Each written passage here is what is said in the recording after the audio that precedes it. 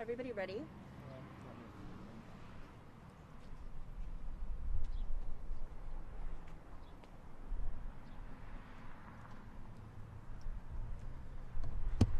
Oh.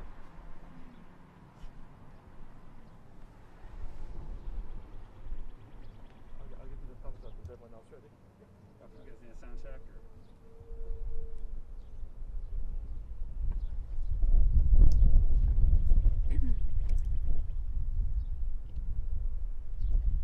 The Milwaukee Health Department released their weekly gating metric review yesterday, and the city of Milwaukee remains in the red, high transmission for a fourth week.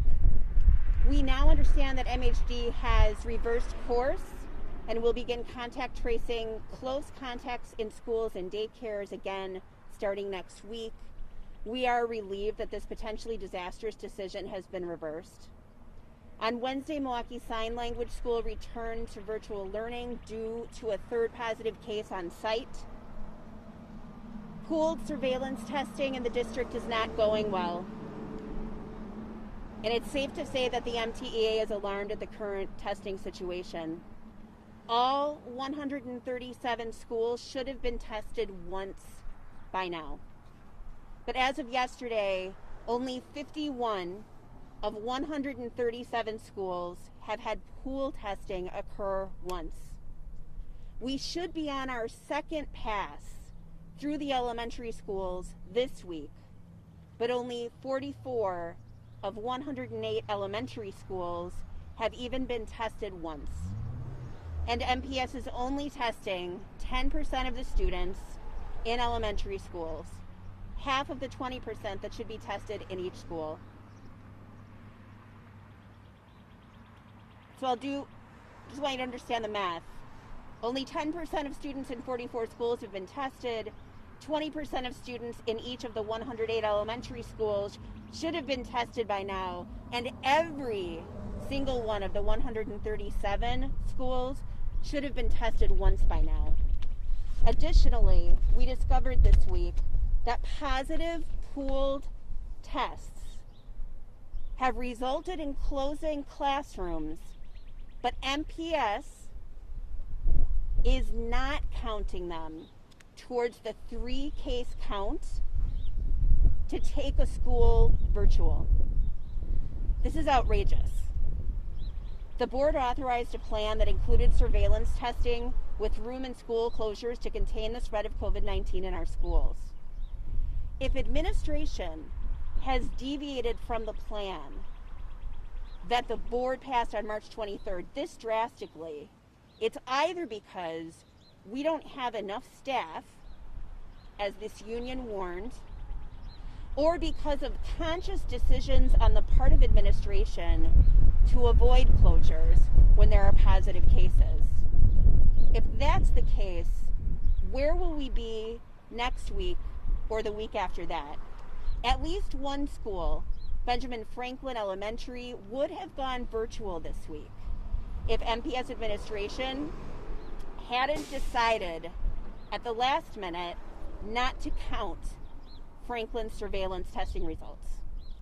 The school board approved of the MPS administration reopening plan with a list of stipulations. You have those. Now the administration is out of compliance with multiple requirements.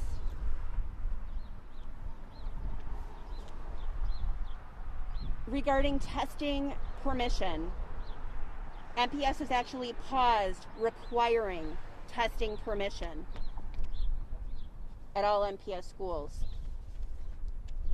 MPS isn't keeping up with surveillance testing.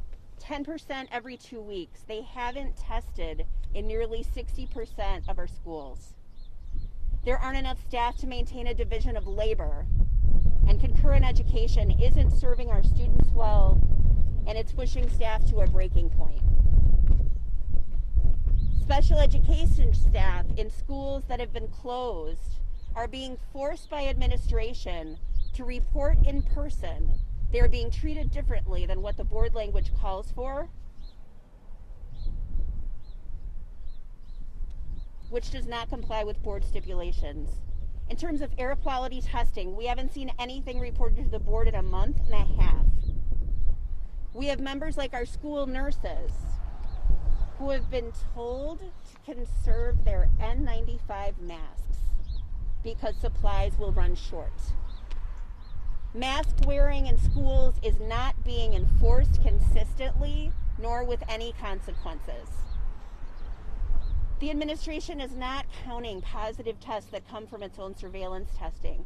We have schools that should have been closed according to the plan that was passed by the board in March 23rd, but have not, because MPS administration unilaterally decided they wouldn't count those pooled test results. MPS staff, students, and families deserve an honest assessment of the reopening, and the board should do now what it has failed to do up until now, which is call a special board meeting to assess the current situation, the many deficiencies and failures in the administration's plan, and make necessary adjustments. Administration should be held to the plan they were charged with implementing. And we need to begin planning immediately for the fall so that we are not dealing with these glaring problems next school year, which begins in August.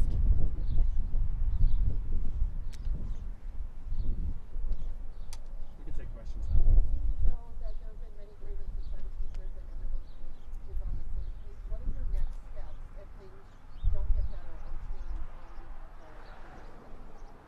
Say the last part on behalf. Yeah, so if the district is not making any changes to your request, what's your next step?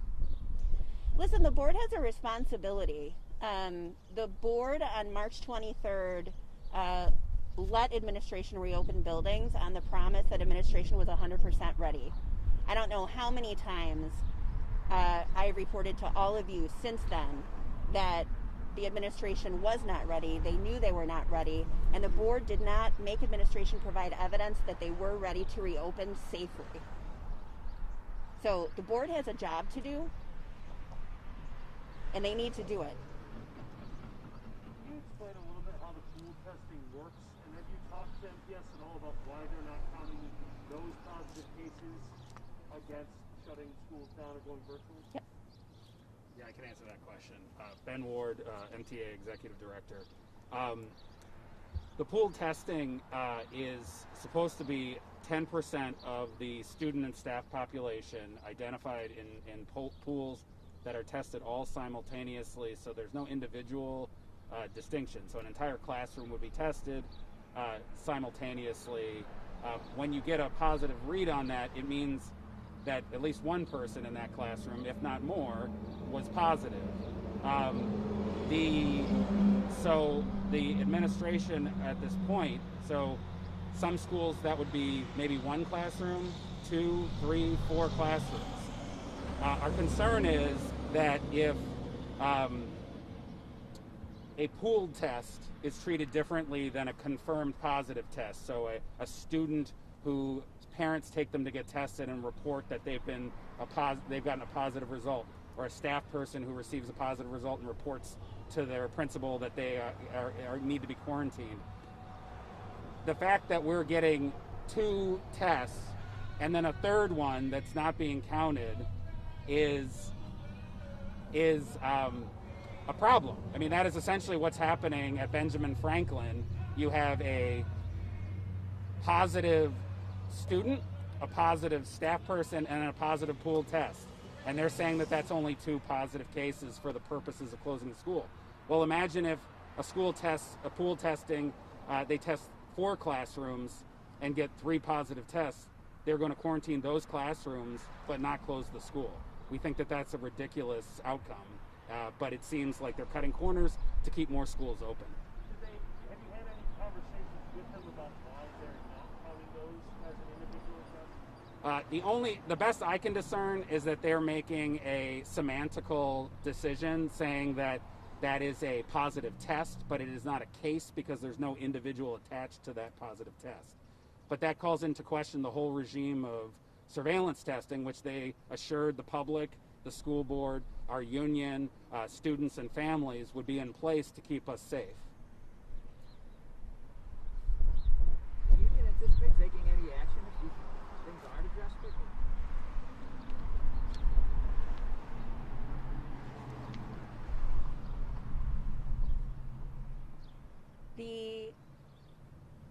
compounding failures of this reopening plan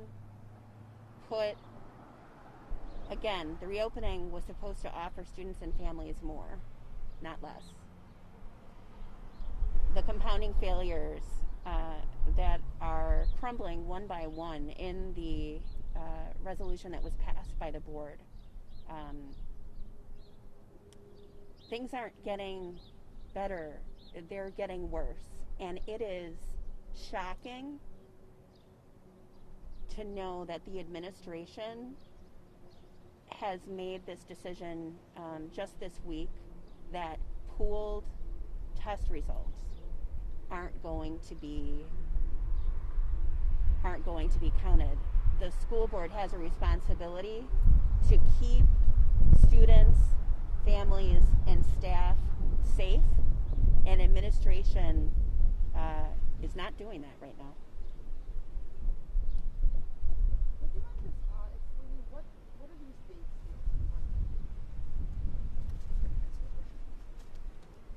here? The dates are, my understanding, are the weeks that those tests were conducted. So those are not exact dates of when the tests occurred in each school, but there's the week that it occurred. So what you have there is only 51 schools in the span of 3 weeks. Again, we were assured that this board motion, which was amended through a motion by Director Baez, we would see 10% of each school every 2 weeks. So that is at least 150% behind on their testing program.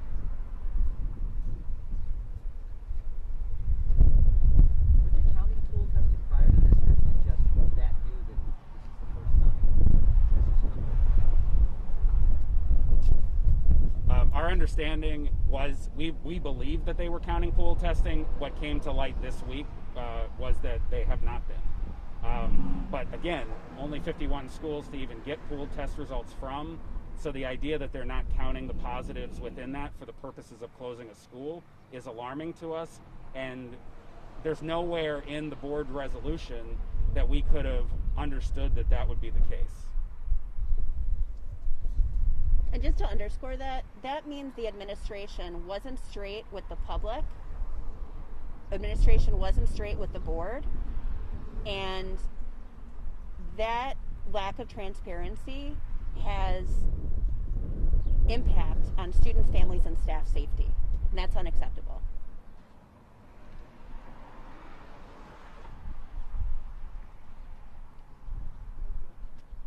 Thank you, guys.